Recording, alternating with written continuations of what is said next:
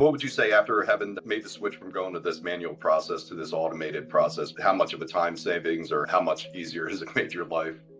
We have 12 Shibaura machines right now. It's huge in the manner that I don't have to have a person walk around for an hour and a half, 2 hours every single day and manually enter all of this scrap data from their clicker counters into an Excel spreadsheet. I myself don't have to go through and comb through the Excel spreadsheet to try to understand what's going on. Everything is done in real time. All the alerts that I receive from MachineNet Cloud, they happen in real time.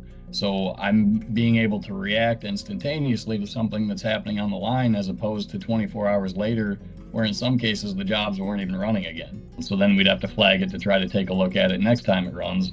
If I'm having a scrap issue on the floor, I can react immediately to it. The necessity to have the different things the MachineNet Cloud offered made it a no-brainer for us to jump on board to be able to understand real-time capacity, productivity, the ability to up our game in scrap tracking and understand what was really happening every single shot with the machines.